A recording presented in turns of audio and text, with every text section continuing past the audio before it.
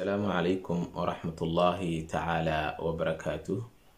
وأنا دين سلامي دمان أرضي كحرن channel كيغا يوتيوب كا وحانو كوغو جرنا بشي بركة سنة رمضان كا ولي بطوانكي وقدم بيسي إلهي غير كذا هنوافجيو دمان تنبا maanta waxaan qaadanaynaa cashirkeeni af Soomaaliga waxaa inooga dhiman 3 cashar. casharka aan maanta qaadanayno iyo 2 cashar oo kale kadibna meeshaas waxaan ku baran doonaa isku xirka xarfaha shibanaha ah iyo shaqalka. casharkii 20aad ayaan kusoo gabagabeyn doonaa hadduu Ilaahay yiraahdo af Soomaaliga. kadibna janaalka wuxuu isku bedeli doonaa janaal aan idinkugu soo gudbin doono luqadda Englishka hadduu Ilaahay yiraahdo. maanta waxaan qaadanaynaa cashirkeeni 18aad. cashirkeeni 18aad ee barashada af Soomaaliga. waxaan ku qaadanaynaa xarafkeeni fa'da. horey waxaan usoo qaadanay cashirkeeni 17aad. xarafka ugu dambeeyay waxa uu ahaa xarafka ga'da ah oo aan kusoo qaadanay 3 eray. maantana waxaan qaadanaynaa cashirkeeni 18aad. xarafkiisii fa'da ayuuna nooga bilaabanayaa. fa'da waxaan ka qaadanaynaa 3 eray. 3da erayna waxaan isku dayi doonaa inaan si fiican u fahamno hadduu Ilaahay yiraahdo. waxaan qaadanaynaa xarafka fa'da ah, qa'da iyo ka'da. 3daas xaraf ayaan waxaan ku qaadanaynaa cashirkeeni 18aad. marka waxaan rajayn doonaa inaad si fiican u fahmi doontaan. inta daneynaysa barashada afka Soomaaliga ahna waxaan rajayn doonaa inay si fiican u baran doonaan. maxaa yeelay af Soomaaligu waa luqadeena hooyo, waxay nooga baahan tahay hiil. insha Allah inta u baahan way ka faa'iideysan doonaan. cashirka 1aad ilaa cashirka 20aadna waxay ku baran doonaan hadduu Ilaahay yiraahdo af Soomaaliga alfabetadiisa sida loo hingaadiyo, shibanahiisa, shaqalkiisa iyo sidoo kale waxay ku baran doonaan sida la iskugu xiro shibanaha iyo shaqalka. kadibna waxay baran doonaan sida looga dhigo erayo. halkaasina wuxuu noqon doonaa qof waliba oo isku day casharada inuu si fiican u fahmo, qof hore u sii socon kara hadduu Ilaahay yiraahdo. marka cashirka 20aad aan ku joojin doonaa. kadibna janaalka waxaan u gooni yeeli doonaa luqadda Englishka hadduu Ilaahay yiraahdo. marka waxaan qaadanaynaa xarafkeeni fa'da ah. erayga ugu horeeya aan ka soo qaadanaynana waa faras ama faras. faras marka aragtid waa fa iyo a oo la isku daray oo ah fa iyo ras. faras waa faraska. quraankeenana aada loogu amaanay faraska. faras marka waa fa iyo a oo la isku daray waa fa. okay, ra iyo a ayaa ku xigto fa, ra, sa ayaa u dambeysa. maadaama sa'da ay u dambeyso, sa'da xaraf maa ku xiga maye, waxaan ku dareynaa ra'da iyo a'da ka dambeysa ayaan ku dareynaa oo waxaan leenahay ras. maxaa yeelay waxaad isku daydaa mar waliba inaad isku qabatid shibane iyo shaqal. shibane iyo shaqal inaad isku qabatid aad isku dayaysaa. haddii shibanaha uusan waxba shaqal uusan kusan ku xigin, shibanahaas waxaad ku daraysaa shibanaha iyo shaqalka ka dambeeya. maxaa yeelay hadda ras oo kale sa'da wax maa ku xigo waa may. haddee laakiin wax ku xigi lahaayeen, sa'da waxaan ku dari lahayn shaqalkeedii. maadaama uusan shaqal ku xigin, waxaan sameynaynaa sa'da ayaan waxaan ku dareynaa ra'da iyo a'da ka dambeyso ayaan ku dareynaa, kuwaasoo marka ay isku noqon doonaan ras. wax kuma xiga sa'da, marka waxaan ku dareynaa ra'da iyo a'da ka dambeeyo, waxaan leenahay ras. maxaan kasii horeeyo fa. marka waa sidaas inaad u fahamtid. faras waa faraska sawirkiisa aad u jeedid. okay, waxaan kaleento soo qaadanaynaa xarafkeeni fa'da ayaan ku jirnaa. far ayaan soo qaadanaynaa. waxaad arkaysaa hadda waa far. tan waxaa la yiraahdaa waa far markii jamac ay tahana waa faro o ayaa lagu darayaa faro markay jamac tahay. markay jamac tahay waa faro, laakiin markay hal xabo tahay waa far. marka ra'da wax ma ku xigo waa maya, maadaama ra'da ay waxba ku xigin, fa'da iyo a'da ka dambeysa lagu darayaa, waxay noqonaysaa far.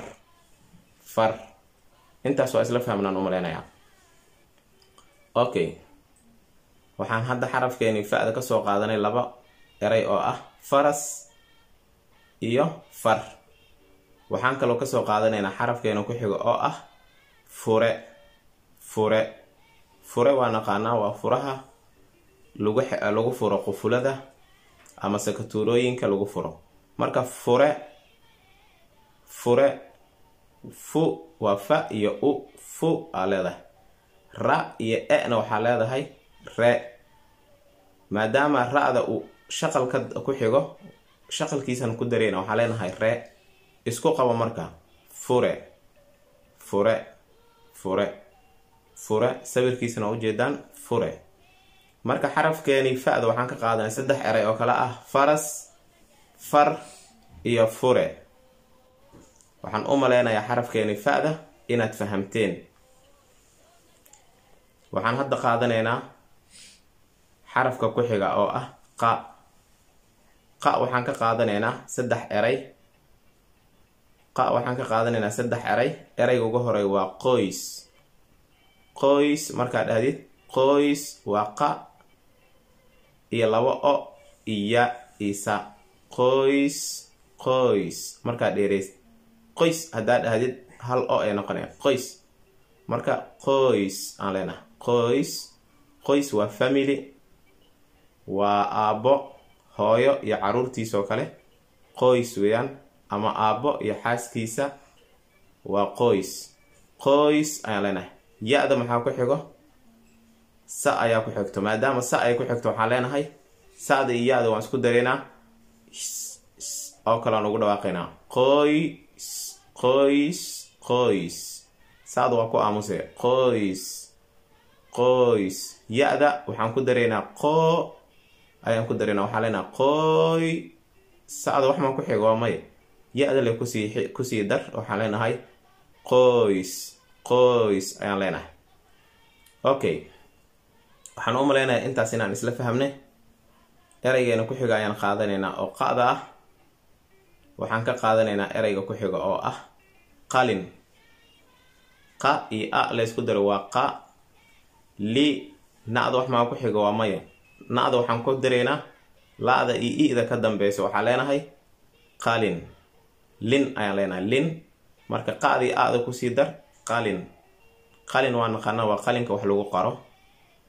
okay, marka qalin waxaan qa'deena ka qaadanay. qa'deena waxaan ka qaadanay 2 eray. labadaas eray oo kala ah qoys iyo qalin. okay, qa'da waxaan kaloo ka qaadan doonaa xarafka 3aad oo ah qaran. waa wadan oo kale qaran. okay, qaran waa qaran. okay, qa iyo a. okay, ran. na'da wax maa ku xiga maya, na'da waxaan ku dareynaa ra'da iyo a'da ka dambeysa, waxaan leenahay ran.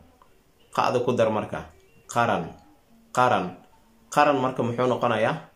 waa wadan ama qaran ay leeyihiin qoom. sida haddoo kale tusaale ahaan qaranka Soomaaliyeed oo kale markaa leedahay waa qaran, waa wadanka Soomaaliyeed oo kale. qaran waa wadan. okay, waxaan u maleynaa marka inaan fahamno xarafkeeni fa'da iyo qa'da. waxaan soo qaadanaynaa xarafkeena ku xiga ee ka'da. 3diisa eray ayaan hadda baranaynaa. ka'da waxaan ka soo qaadanaynaa kursi. xarafka ugu horeyn qaadana waa kursi. muxuu yahay? tusaale ahaan kursi waa ka iyo u iyo ra. kur iyo sa iyo i. marka meesha maxaa isku imaaday 2 shibane. ra'da waa shibane, sa'dana waa shibane. hore waxaan usoo sheegay haddii 2 shibane ay isku imaado, 2da shibanaha dambe waxaa lagu darayaa xarfaha ka dambeeyo. shibanaha labada shibanaha horena waxaan ku dareynaa xarfaha ka horeeya ayaan ku dareynaa. marka sa'da waxaa ku xiga i'deedan ku dareynaa ayada. ra'dana waxaa ka dambeeya ku'deeda ayaan ku dareynaa. marka maxaa leenahay kur iyo si. kadib si fiican iskugu qabo. maxaa leedahay kursi. maxaa leedahay kursi. kursi waa naqaanaa, waa kursiga lagu fariisto. okay, eraygaas waa fahmna. kursi waa kursiga lagu fariisto. xarafkeeni ka'da waxaan kasoo qaadanaynaa erayga kale ee xiga oo ah koob. koob muxuu noqon karaa? ba'da wax maa ku xigo? waa maya. maxaa ka horeeyo? koo ayaa ka horeyso. koo ayaa ka dambeyso. koodaas ayaan ku xirayna. waxaa leenahay koob. koob muxuu noqdaa marka? koobka biyaha lagu cabo ama shaaxiga lagu cabo, ama koobka marka aad guuleysatid adigoo ciyaaraya aad soo qaadaysid. intaasba waa la dhahaa koob. marka waa koobkaas. marka ka'deena waxaan ka fahmnay laba eray oo kala ah kursi iyo koob. erayga kale aan ka qaadanayna waxa waaye koofi. koofi maxaa meeshan ugu jeedaa? koo oo shaqo dheerka ahayd iyo fa iyo i. fi horaa usoo baratay. kee kii koo horaa usoo baratay. meesha maxaa isku imaada? koo iyo fi a isku imaada. koofi waa koofiyadda la xirto. koofi waa koofiyadda la xirto. marka waxaa leedahay koofi. marka waa koofidaas la xirto. marka xarafkeeni ka'da waxaan ka baranay kursi, koob iyo koofi. marka waxaan filayaa 3 xaraf oo maanta oo aan baranaynay cashirkeeni 18 inaad fahamteen. kuwaasoo kala ahaa xarafka fa'da, qa'da iyo ka'da. marka waxaan rajeyn doonaa cashiradeena xiga inta aan ku kulmi doono inaad ku xirnaan doontaan janaalka. haddii aad fahamtaan in yarna luqadda af soomaaligana waxaan geli kartaan ama u gudbi kartaan luqadda Englishka. janaal 2 cashar ayaa af soomaaliga ka dhiman. 2daas cashar oo ku qaadan doono 9 xaraf ee haray. marka waxaan isku dayi doonaa inaan si fiican usii sharaxno ayagana, kadibna janaalka aan ka dhigno janaal lagu baran doono luqadda Englishka insha Allah. assalaamu calaykum waraxmatullaahi tacaala wabarakaatuh.